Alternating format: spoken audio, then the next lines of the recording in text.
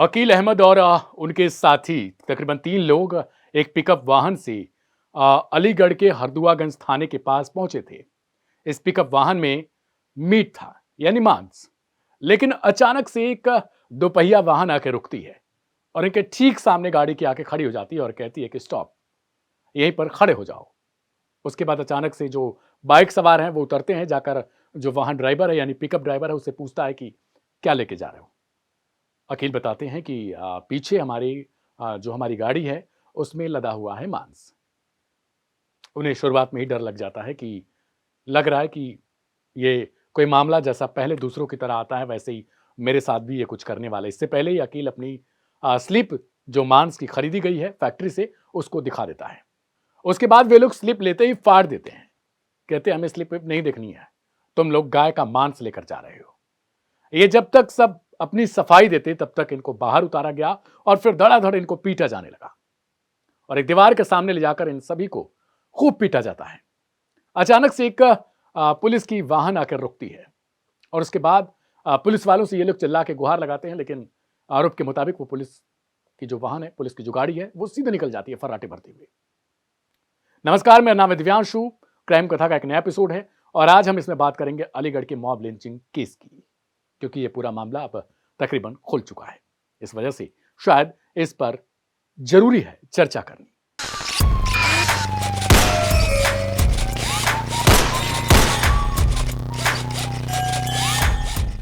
24 मई को अलीगढ़ के हरदुआगंज थाने के पास से एक मीट ले जाने वाला वाहन पिकअप जो है वो अचानक से रोक दिया जाता है और ठीक उससे पहले अकील अहमद अपने 3 दोस्तों के साथ, यानी जो कर्मचारी थे, वो फैक्ट्री से मांस लाद कर निकले हुए थे।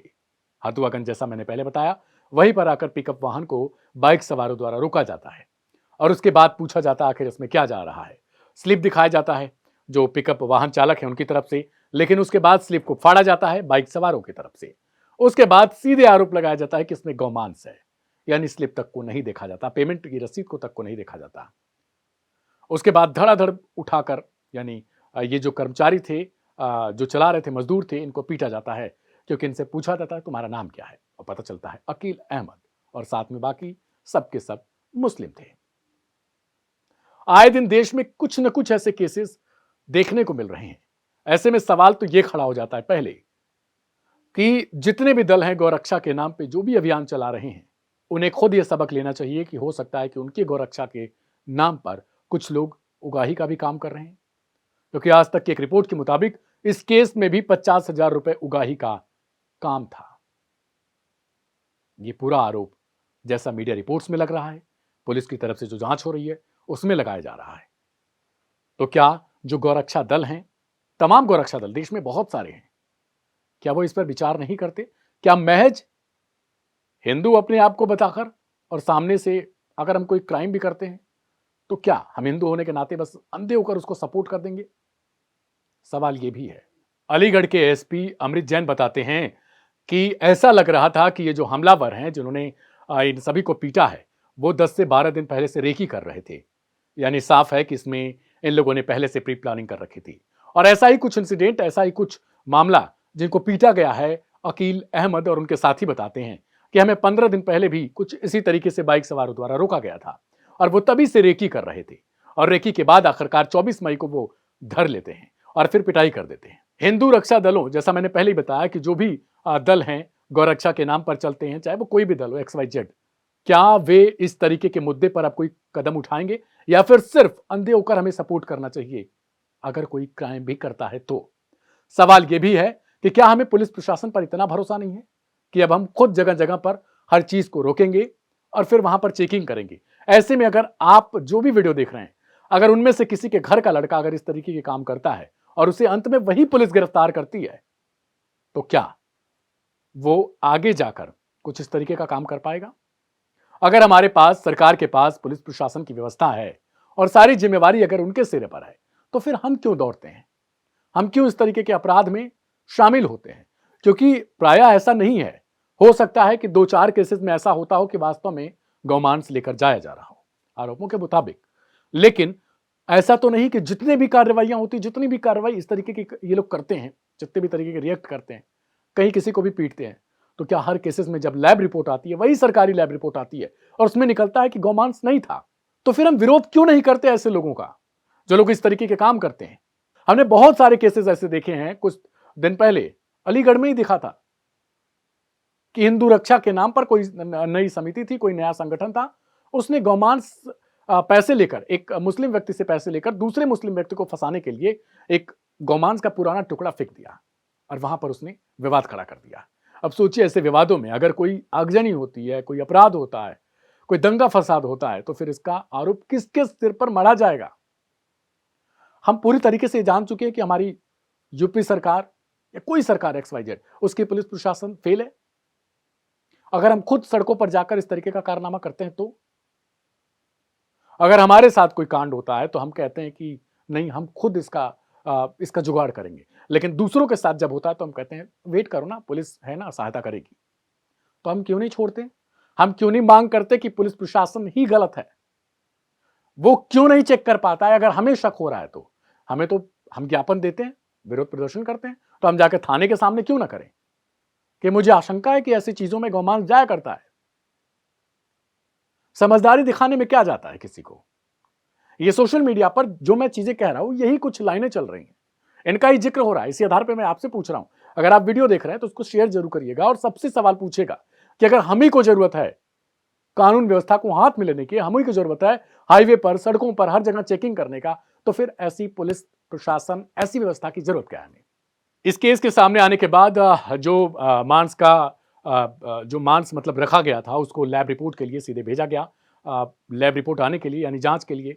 और उसके बाद जब जांच आई तो कुछ मीडिया रिपोर्ट्स, यानी तमाम मीडिया रिपोर्ट्स ऐसे हैं जो दावे कर रहे हैं कि इस लैब टेस्ट में वो गौमांस नहीं था, यानी जिन्हें पीटा गया वो गलत तरीके से पीटा गया।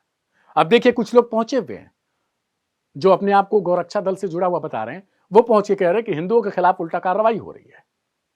अब सवाल यह है कि आखिर हम किसे सपोर्ट कर रहे हैं, किसे बढ़ावा दे रहे हैं? सुनवाते हैं आपको पुलिस प्रशासन की तरफ से आखिर क्या कुछ कहा गया।